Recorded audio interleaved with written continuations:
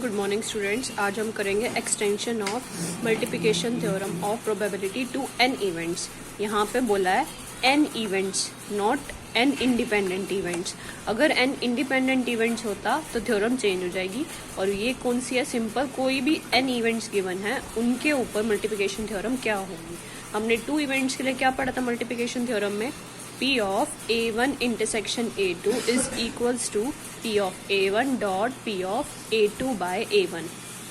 ठीक है, जो भी फर्स्ट वन है उसको एज इट इज इनटू में P of जो यहाँ पे मल्टीप्लाई में वो नीचे जाएगा A2 by A1। ये हमने 2 के लिए की थी। यहाँ पे n के लिए है। n के लिए कैसे करनी है कि उन सब का इंटरसेक्शन आपस में किसके इक्वल होगा? देखो P of A1, नेक्स्ट में है A2 by A1, उससे नेक्स्ट आएगा A3 बाय जो उससे पहले आया उन दोनों का इंटरसेक्शन, फिर आएगा A4 बाय में A1 intersection A2 intersection A3 up to सॉन AN, उससे पहले जितने आए हैं AN माइनस 1 तक के उसके बाय में आ जाएंगे। दोबारा देखो क्या बन जाएगी? P ऑफ A1 इंटू में P of A2 by A1, फिर बन जाएगा P ऑफ A3 और उससे पहले जितने भी आए हैं A1 इंटरसेक्शन A2, फिर ऐसे ही P ऑफ A4 आएगा तो उससे पहले जितने भी आए हैं बाय में A1 intersection A2 intersection A3 up to सॉन। तो अप टू सॉन कहाँ तक? AN तक। ऊपर AN आएगा, नीचे आएंगे उससे पहले जितने आ चुके हैं n-1 तक के सबके इंटरसेक्शन आ जाएंगे। तो ये तुम्हारी थ्योरम है n इंडिपेंडेंट n इवेंट्स की। इंडिपेंडेंट नहीं गिवन, इंडिपेंडेंट होगा तो ये सिंपल में चेंज हो जाएंगे। करवाऊंगी वो भी, पहले ये समझो क्या है। हो गया। फिर हमने n इक्वल टू 2 के लिए प्रूव कर ही रखा है। देखो हम डायरेक्टली लिखेंगे for 2 events P of A1 intersection A2 is equal to P of A1 dot P of A2 by A1। ये हमने कर ही लिया। तो so the result is true for n equals to 2। Now let us suppose the result is true for n equals to k। हम k के लिए true मान के चलेंगे। क्या होगा? P ऑफ A1 से लेके ak तक किसके इक्वल होंगे? P of A1 dot P of A2 by A1, P of A2 by A1 dot A3 by A1 intersection A2 up to सॉन AK से पहले जितने भी आएंगे AK माइनस 1 तक का उन सब का प्रोडक्ट। अब हम किसके लिए प्रूव करेंगे? n equal to k plus 1 के लिए। k प्लस 1 में क्या होता है? P ऑफ A1 से लेके AK प्लस 1 तक का सबका इंटरसेक्शन किसके इक्वल होगा? ये हमें प्रूव करके दिखाना है। तो मैं स्टार्ट कर रही हूँ इनसे। A1 से लेके AK प्लस 1 तक का सबका इंटरसेक्शन इज इक्वल्स टू, मैंने क्या किया, इसको एक मान लिया और इसको दूसरा, A1 और A2। और अभी 2 के लिए हमने क्या किया है? P of A1 intersection A2 is equals to P of A1 dot P of A2 by A1। ये हमने 2 के लिए प्रूव किया है, तो वही चीज़ इस पे लगा दो। ये A1 मान लो, ये A2 मान लो। तो P ऑफ A1 मतलब P ऑफ दिस, ये आ गया, dot P of A2 by A1। A2 मेरा क्या है? AK plus 1, this by this, A2 by A1, AK plus 1 by this. ये वाली टर्म को हम छेड़ेंगे नहीं। अब ये इस वाली टर्म का प्रूफ ऊपर से यूज करेंगे। हमने k के लिए भी प्रूव किया है, ट्रू मान के चला। Let us suppose the result is true for n equals to k, that is P of A1 से AK किसके इक्वल है? ये टर्म, इस पूरी की जगह ये वाली टर्म लिख देंगे। तो इसकी जगह बाकी मैंने सारी टर्म लिख दी बाय में, और साथ में मल्टीप्लाई में ये चल रहा था और हमें यही प्रूव करना था। P of A1 dot P of A2 by A1, A3 by A1 intersection A2 up to सॉन k प्लस 1 ऊपर होगा, नीचे सबका इंटरसेक्शन। तो ये हमारा प्रूफ था फॉर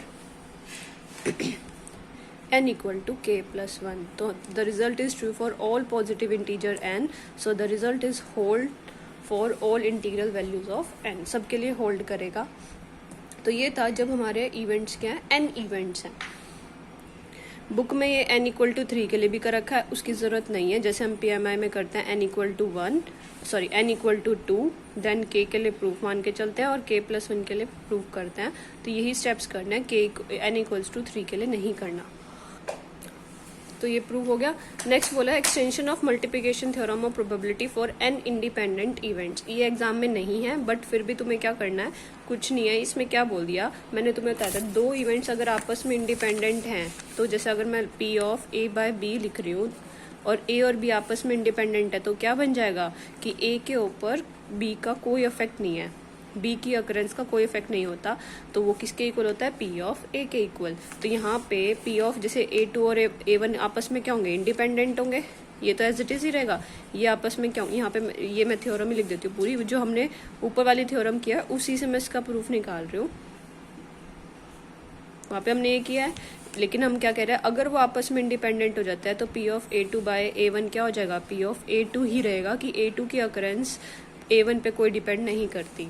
ऐसे ही A3 बाय दिस, A3 इन दोनों से इंडिपेंडेंट है तो ये वाली टर्म किसके इक्वल हो जाएगी, P ऑफ A3 के इक्वल। ऐसे ये वाली टर्म किसके इक्वल हो जाएगी, P of A4 up to सॉन P ऑफ AK तक हो जाएगा। तो ये हमारी इंडिपेंडेंट इवेंट हो गए। तो डायरेक्टली आ गया कि अगर हमारे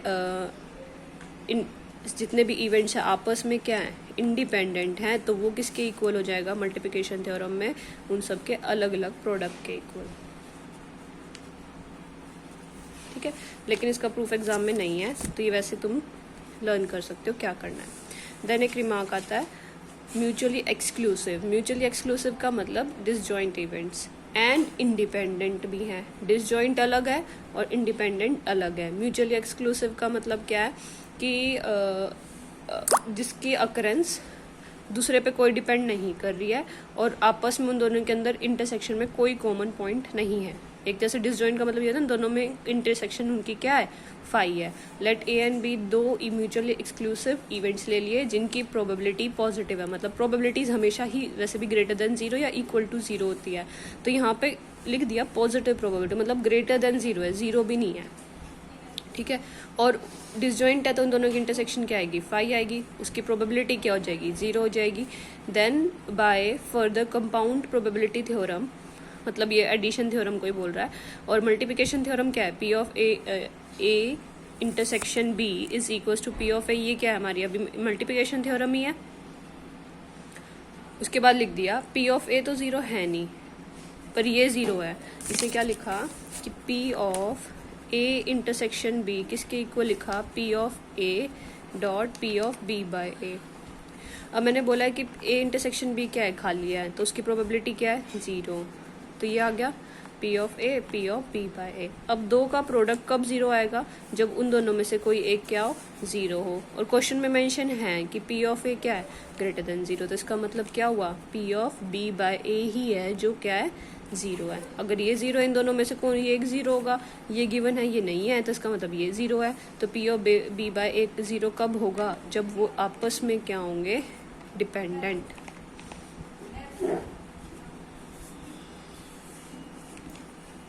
नहीं तो क्या होता, 0 नहीं होना चाहिए था।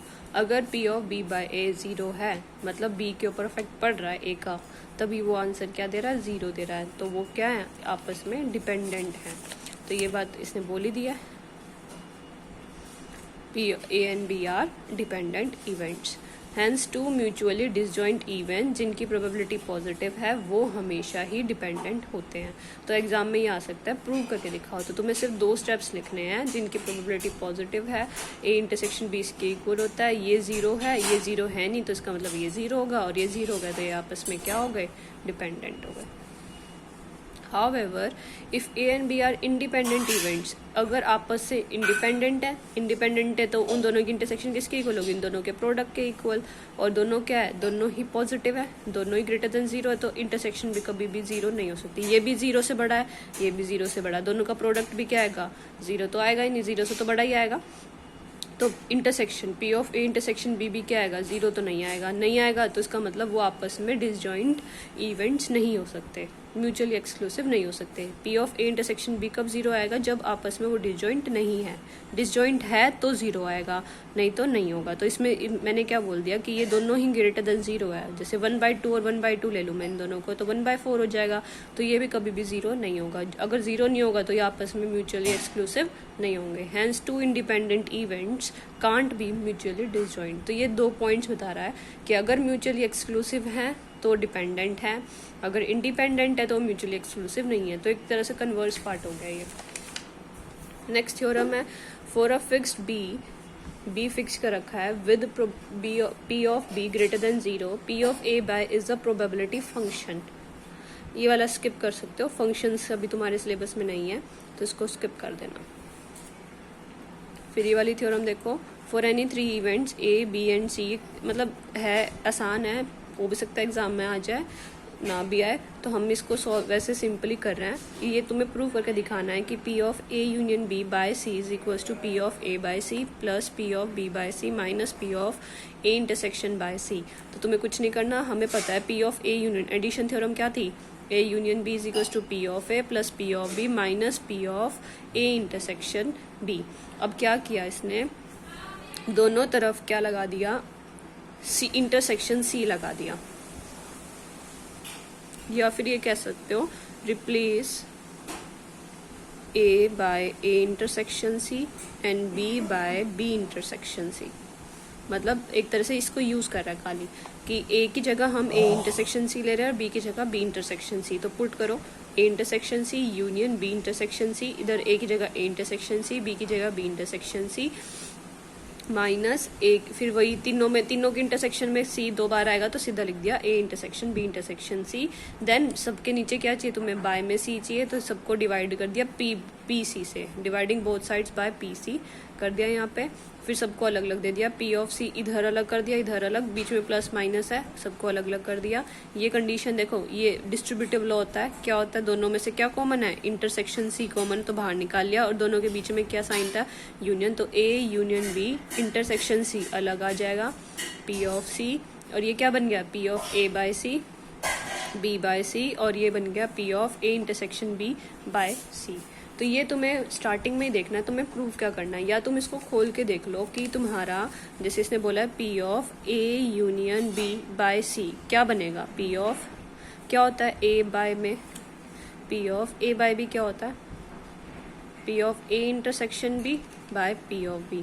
तो मैं इन दोनों की इंटरसेक्शन होती है, तो इसकी और इसके साथ इंटरसेक्शन, तो ए यूनियन बी की इंटरसेक्शन सी के साथ, और नीचे पी ऑफ सी। तो तुम्हें ये चाहिए थी, ये चाहिए, इसको खोलोगे तो तुम्हारा बनेगा A intersection C union B intersection C.